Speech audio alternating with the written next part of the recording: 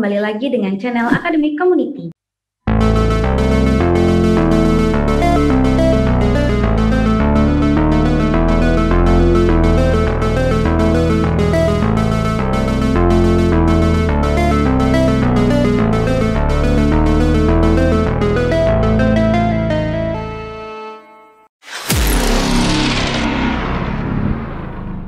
Perkenalkan, nama aku Puni Violeta.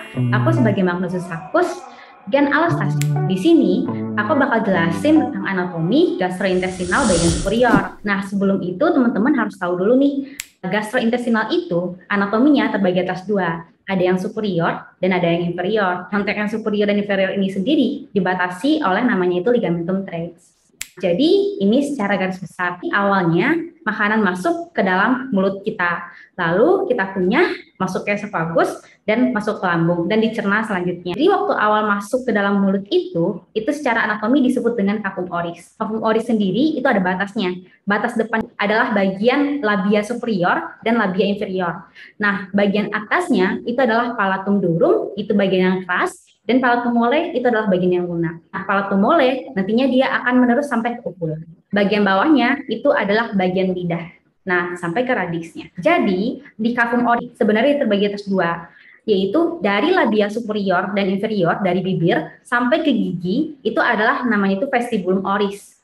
Sedangkan dari gigi ke belakang, itu namanya rima oris. Di mulut sendiri, itu makanan nantinya akan dikunyah.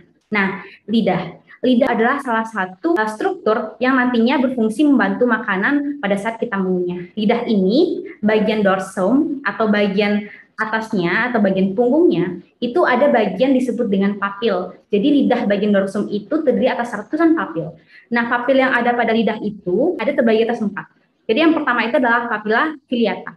Untuk papilla filiata ini sendiri, dia tersebar menyeluruh di seluruh lidah. Yang kedua adalah papilla fungiformis. Untuk papilla fungiformis ini sendiri, dia bentuknya itu lebih besar dan berbentuk bulat dan lebih banyak itu di bagian margo dari lidah.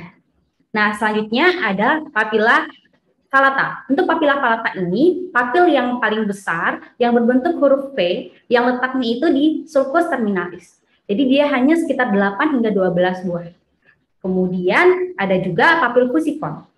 Nah, next di lidah sendiri itu ada otot-otot intrinsik dari lidah. Jadi ini yang membantu lidah untuk bergerak. Perdarahan dari lidah itu ada arteri lingua. Arteri lingua itu berasal dari arteri karotika externa. Dan juga venanya itu adalah vena lingua. Nah, vena lingua ini letaknya itu di bawah dari lidah. Nah, biasanya itu terletak di frenulum dari lidah. Nah, venanya ini ada dua, ada vena profunda lingua dan ada vena dorsalis lingua. Selanjutnya dari makanan masuk ke dalam mulut di cavum oris, dikunyah, nantinya masuk dia ke bagian faring atau bagian belakang dari orus, belakang dari mulut. Nah, faring yang di belakang dari mulut ini disebut dengan orofaring. Nah, di dalam faring nanti makanan itu akan dimasukkan ke esofagus. Nanti dari faring menuju ke esofagus itu namanya laryngofaring. Nah, di sana ada struktur yang menghambat proses makanan itu masuk ke dalam laring, sehingga nama struktur itu adalah epiglotis. Epiglotis inilah yang menahan makanan itu supaya tidak masuk ke dalam sistem pernapasan.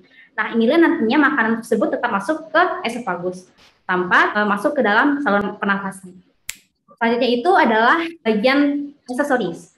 Jadi untuk kelenjar aksesoris yang berfungsi dalam proses pencernaan makanan ini adalah kelenjar air lidah atau nama lain itu adalah kelenjar saliva. Nah, kelenjar salivasi itu ada kelenjar parotis, ada kelenjar atau glandula submandibula, dan juga glandula sublingua. Nah, ketiga kelenjar inilah nantinya kelenjar atau glandula yang penghasil dari saliva atau air liur. Glandula ini nantinya akan menghasilkan cairan yang nantinya dilewatkan melalui ductus. Nah, kalau untuk parotis namanya ductus paroticus, untuk submandibula namanya ductus submandibula, kalau yang untuk sublingua namanya ductus sublingua. Nah, untuk yang parotis ini sendiri, muara dari ductus itu terletak di bagian korona dari dentis molar 2 yang di superior. Sedangkan untuk yang submandibula dan sublingua itu terletak di bagian bawah dari lidah. Selanjutnya itu adalah esofagus. Nah, makanan kan tadi masuk ke dalam esofagus. Esofagus ini terdiri atas 3 pars. Ada pars cervicalis, Ada pars thoracalis, ada pars abdominalis. Nah, bagaimana batas-batasannya ini? Jadi dari cervicalis dengan thoracalis itu batasnya adalah thoracic inlet. Jadi batas masuknya dari cervicalis dan thoracalis itu adalah thoracic inlet. Kemudian batas antara thoracalis dengan bagian abdominalis itu adalah diafragma. Jadi itulah membatasi dari ketiga pars ini. Jadi esofagus ini ada 4 tempat yang konstriksi atau yang mengalami penyempitan. Jadi memang esofagus ini merupakan tabung muskulorum yang fleksibel. Jadi dia itu bisa terkonstriksi oleh jaringan atau struktur-struktur yang ada di sekitar. Nah, 4 konstriksi ini sendiri, yang pertama adalah di pertemuan antara esofagus dengan faring. Nah, konstriksi yang kedua itu terletak di tempat esofagus yang disilangkan dengan arcus aorta. Nah, tempat konstriksi yang ketiga di antara yang tempat tertekannya si esofagus dengan bronchus principal sinistra. Yang terakhir itu pada hiatus esofagus, itu pada diafragmanya, itu tertekan esofagusnya. Kenapa kita penting mengetahui tempat penyempitan dari esofagus ini? Nah, apabila ada benda asing yang masuk ke dalam mulut dan masuk ke esofagus, nah keempat tempat inilah nantinya makanan tersebut akan tersumbat. Selanjutnya, makanan tadi akan masuk dari esofagus, masuk ke gaster. Itu melalui namanya ostium kardiak. Nah, itu namanya sphincter esofagus. Nah, di kardiak ini sendiri, dia terdiri atas 4 pars. Ada pars kardiak, yaitu bagian tempat yang mengelilingi dari ostium kardiak. Jadi dia mengelilingi tempat muara masuknya esofagus ke gaster. Kemudian yang kedua adalah pars fundus. Pars fundus ini sendiri itu terletak di atas dari ostium kardiak. Yang ketiga adalah pars corpus. Pars corpus ini sendiri yang memanjang ke bawah. Dan yang terakhir adalah pars pylorus. Nah, bagian pylorus inilah nantinya dia yang akan berhubungan dengan duodenum atau di bagian awal dari intestine renum. Nah, jadi mucosa di dalam dari si gaster ini sendiri itu berbentuk ruge. Nah, mengapa kita penting mengetahui tentang ruge ini? Nah, ruge inilah yang berfungsi sebagai dilatasi dari gaster. Jadi, apabila makanan yang kita makan terlampau banyak, maka gaster tersebut akan meregang. Yang meregang ini adalah ruge-rugenya tadi. Nah, itu menyebabkan gaster itu bisa berdilatasi. Nah, kemudian gaster ini sendiri ada struktur yang bisa kita lihat di gaster ini. Itu yang pertama adalah incisura cardiaca. Incisura cardiaca itu yang paling atas, bisa teman-teman lihat, itu sudut di antara esofagus dengan fundus dari gaster. Nah, sudut itulah namanya itu incisura cardiaca. Nah, ada juga satu lagi namanya itu incisura angularis. Itu yang ada di bawah, di bagian curvatura minor. Nah, selanjutnya, struktur yang perlu kita ketahui juga, itu ada curvatura mayor dan curvatura minor. Untuk curvatura mayor ini sendiri, itu bagian curvatura atau lengkungan yang paling besar. Nah, itu yang berada yang di luar dari gaster. Nah, di lengkungan yang itu, pada gaster melekatnya namanya ligamentum gastrosplenica atau ligamentum gastrolienalis. Nah, atau nama lain itu ligamentum omentum maius. Nah, sedangkan yang di dalam di curvatura minor itu juga melekat namanya ligamentum. Nah, ligamentum ini disebut dengan ligamentum omentum minus. Selanjutnya, setelah kita tahu tadi tentang gaster, bagian-bagian dari gaster juga. Nah, di bagian pars pylorus. Pars pylorus ini ada di bagian antrum pylorica dan ada sphincter pylorica. Untuk sphincter pylorica ini sendiri itu adalah sphincter yang mempertahankan agar laju makanannya itu tetap konstan seperti normalnya. Nah, inilah nantinya yang berfungsi sebagai mekanisme pada saat metabolisme. Selanjutnya ada juga antrum pylorica. Nah, di gaster juga terdapat otot-otot yang ada pada gaster. Nah, otot-otot yang ada pada gaster itu sendiri, itu terdiri atas tunica muscularis yang stratum longitudinalis, ada yang stratum circularis, dan juga ada yang stratum oblique. Jadi 3 otot inilah yang penting pada gaster. Nah, next selanjutnya ada organ aksesoris. Nah, aksesoris ini sendiri itu ada hepar dan juga pankreas. Nah, hepar ini sendiri terfiksasi di anterior dari abdomen. Nah, jadi hepar ini terfiksasi oleh apa? Nah, hepar ini terfiksasi oleh ligamen-ligamen. Jadi ada ligamen-ligamen yang memfiksasi dari hepar. Nah, ligamen antara hepar dengan duodenum itu namanya ligamentum hepatoduodenalis.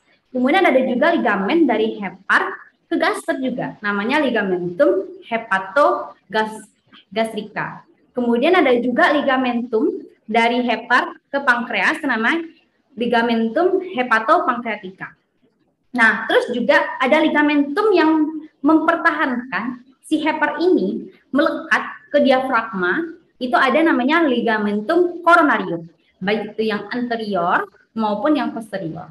Kemudian ada juga namanya ligamentum triangular, yang baik itu yang dekstra maupun yang sinistra. Nah, ligamen-ligamen inilah yang mempertahankan posisi hepar tetap berada di tempatnya. Posisi hepar di mana? Di hipokondrium dekstra dan juga di epigastrium.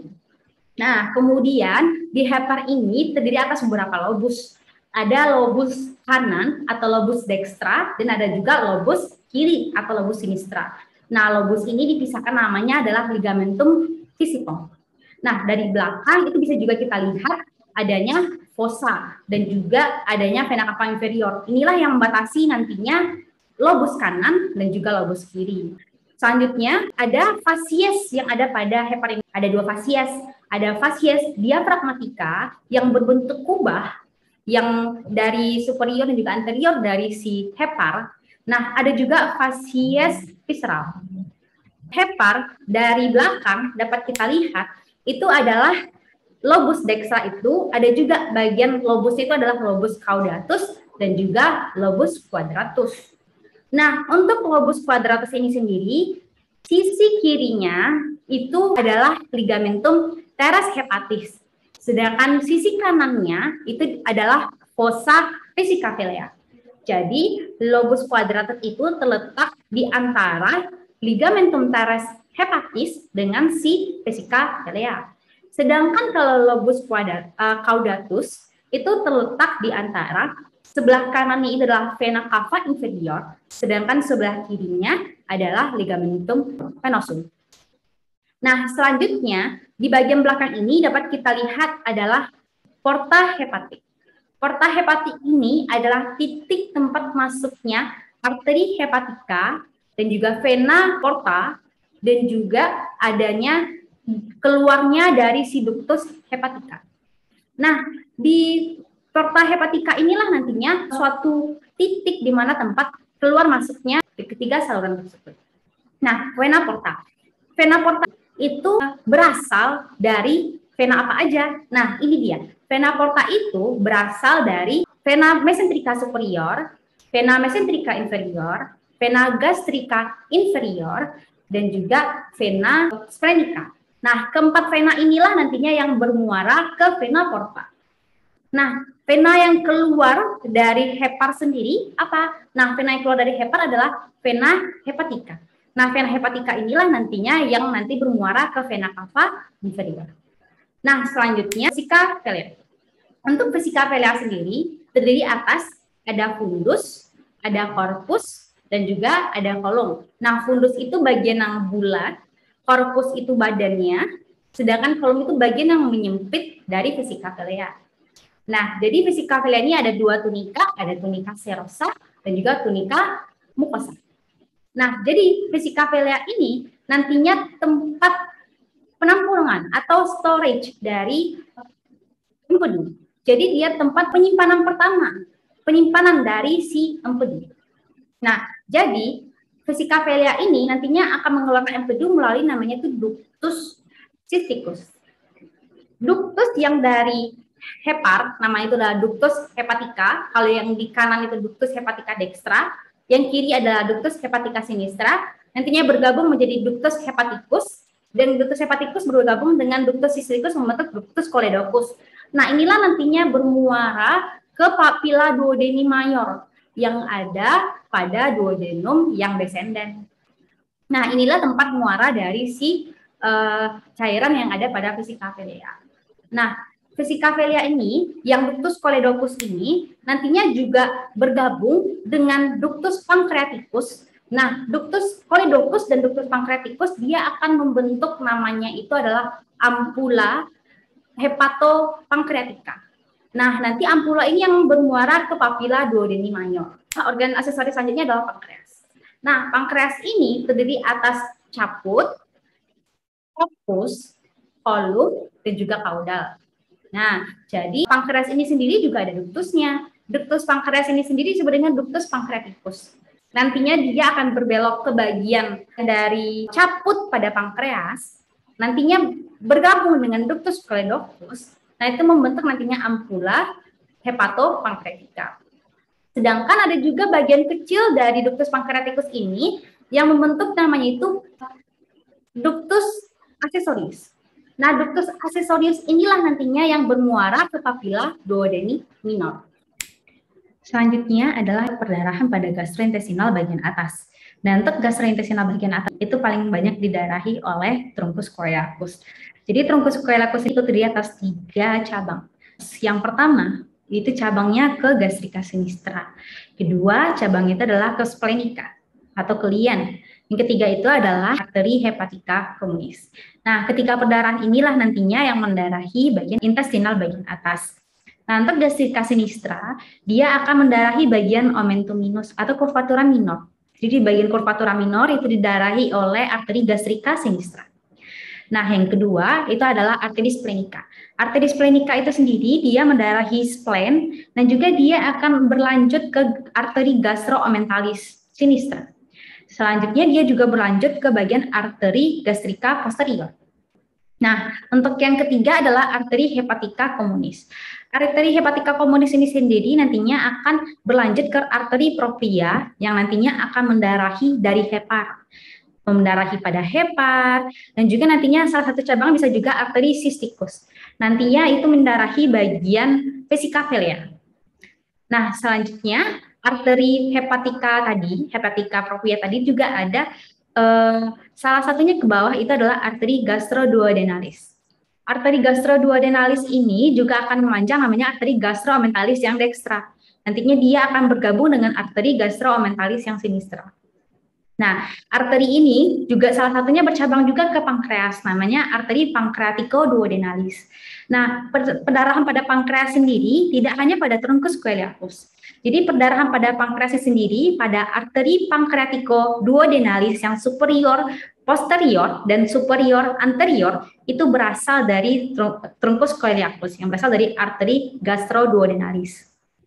Nah, sedangkan ada juga arteri pankreatika magnus. Nah, ini dan juga arteri pankreatika yang dorsalis. Nah, itu juga itu berasal dari arteri splenica.